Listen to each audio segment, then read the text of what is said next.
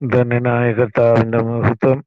രൂത്തിന്റെ പുസ്തകം 1-ാം അധ്യായം അതിന്റെ 6-ാമത്തെ വാക്യത്തിൽ ഇങ്ങനെ നമ്മൾ വായിക്കുന്നു: യഹോവ തന്റെ ജനത്തെ സന്ദർശിച്ച് ആഹാരം കൊടുത്തു. അപ്പോൾ അവൾ മോവാബ് ദേശത്ത് നിന്ന് മടങ്ങുവാൻ തന്റെ മരുമക്കളോടുകൂടെ പുറപ്പെട്ടു. മോവാബിലേക്ക് ഇറങ്ങിപ്പോയ ഒരു ദൈവിക കുടുംബത്തെ നമുക്ക് കാണാൻ കഴിയും. മോവാബിനെ കുറിച്ചുള്ള അതിന്റെ ഉൽപ്പത്തിയെ കുറിച്ച് നമുക്കറിയാം, അതിലേക്ക് കടക്കുന്നില്ല. അപ്പോൾ ദൈവിക പ്രമാണങ്ങളെ വിട്ടെറിഞ്ഞിട്ട് മോവാബിലേക്ക് പോയി. എന്തുകൊണ്ടാണ്? ബേത്ലഹേമിൽ ക്ഷാമമുണ്ടായി. ബേത്ലഹേമിൽ ക്ഷാമമുണ്ടാകുമ്പോൾ നേരെ മോവാബിലേക്ക് വെച്ച് പിടിച്ചു. ദൈവിക ഭവനത്തിൽ ക്ഷാമം ഉണ്ടാകുമ്പോൾ ദൈവമില്ലാത്തയിടത്തേക്ക് പോകുന്നു. ദൈവമില്ലാത്തയിടത്ത് ക്ഷാമം ഉണ്ടാകത്തില്ല, നിശ്ചയമായിട്ടും. അവിടെ ആയിരിക്കുമല്ലോ കൂടുതൽ. ദൈവം എന്തുവായാലും തന്റെ ജനത്തെ പട്ടിണി എടുക്കുകയില്ല. കാരണം മരുഭൂമിയിൽ 40 സംവത്സരം ഒരു ദിവസം പോലും ദൈവത്തിന്റെ ജനത്തിന് പട്ടിണി കിടക്കേണ്ടി വന്നിട്ടില്ല.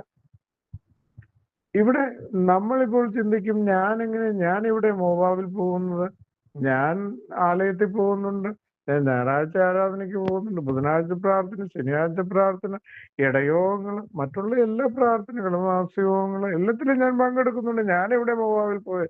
ദൈവത്തിന്റെ പേരിൽ എന്താണ് മോവാബ് കാണിക്കുന്നത്? നമ്മുടെ ജീവിതത്തിലെ വിശ്വാസത്യാഗം മോവാബാണ്. നമ്മുടെ ജീവിതത്തിൽ പ്രാർത്ഥനയില്ലായ്മ മോവാബാണ്. നമ്മുടെ ജീവിതത്തിൽ ഉപവാസമില്ലായ്മ മോവാബാണ്. നമ്മൾ ആലയത്തിൽ പോകുന്നുവെങ്കിലും ദൈവത്തിന്റെ ഭക്തന്മാർ ദൈവവചനം ദൈവത്തിന്റെ ആത്മാവിൽ നിറഞ്ഞ് നമ്മളോട് സംസാരിക്കുമ്പോൾ തന്നെ നമ്മുടെ ഹൃദയം എവിടെയൊക്കെ ആയിരിക്കുന്നു? നീ നിന്നെ തന്നെ ചോദ്യം ചെയ്യണം. ഈ പ്രഭാതത്തിൽ, ഈ ശനിയാഴ്ച പ്രഭാത സമയത്ത് നീ കേൾക്കുമ്പോൾ നാളെ കർത്തൃദിവസമാണ്, നീ ആലയത്തിലേക്ക് കടന്നു പോകുന്നുണ്ട്, ശരിയാണ്. പക്ഷെ നിന്റെ ഹൃദയം എവിടെയാണ്? മോവാബിലാണ് നിന്റെ ഹൃദയം. ആലയത്തിൽ ആരാധന നടക്കുന്നുണ്ട്, യാന്ത്രികമായിട്ട് ആരാധിക്കുന്നുണ്ട്, കൈ കൊട്ടുന്നുണ്ട്.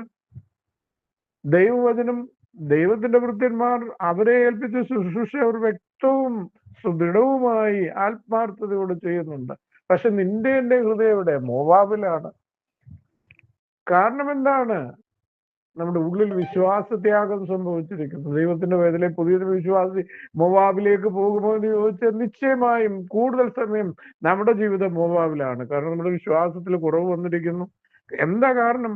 നമ്മൾ പ്രാർത്ഥിച്ച സമയത്ത് നമ്മൾ പ്രാർത്ഥിച്ചതുപോലെ നമ്മുടെ കാര്യം നടന്നില്ല. അതുകൊണ്ട് പ്രാർത്ഥനയില്ല മോവാബ്, ഉപവാസമില്ല മോവാബ്, ദൈവവചന ധ്യാനമില്ല മോവാബ്, ദൈവത്തോട് ചേർന്ന് ജീവിക്കുവാൻ നമുക്ക് പറ്റുന്നില്ല. യാന്ത്രികമായി നമ്മൾ പോകുന്നു. മറ്റുള്ളവർ എന്തു പറയും, അയൽക്കാരെന്തു പറയും? എന്നാലും ഞായറാഴ്ച പേത്തോമിൽ പോയില്ല, ആ കുടുംബത്തിലുണ്ട്, അവരെല്ലാവരും അവിടെ ഉണ്ട്. എന്താ ഞായറാഴ്ച പോകാത്തത്? ഈ ദേശക്കാരെ പേടിച്ച് ഒരു പോക്ക്. പലരുടെയും, എന്റെയും നിങ്ങളുടെയും പലരുടെയും ജീവിതത്തിൽ ഒരുപക്ഷെ അങ്ങനെയാകാം. ദൈവത്തിന്റെ പൈതലെ, മോവാബിലല്ല നമ്മളെ വിളിച്ചിരിക്കുന്ന ബേത്ലഹേമിൽ പാർക്കുവാനാണ്.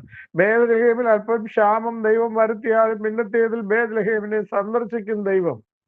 ദൈവത്തിന്റെ ജനത്തെ സന്ദർശിച്ചതിന് ശേഷം മാത്രമേ ഉള്ളൂ ദൈവം ജാതികളിലേക്ക് ഇറങ്ങിച്ചെന്ന് അവരെ സന്ദർശിക്കുന്നത്.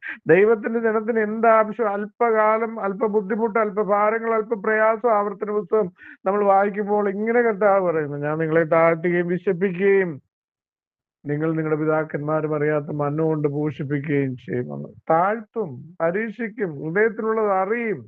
എന്തിനാ താഴ്ത്തുന്നത്? എന്തിനാ വിശപ്പിക്കുന്നത്? ഹൃദയത്തിലുള്ളത് അറിയാൻ വേണ്ടിയിട്ടാണ്.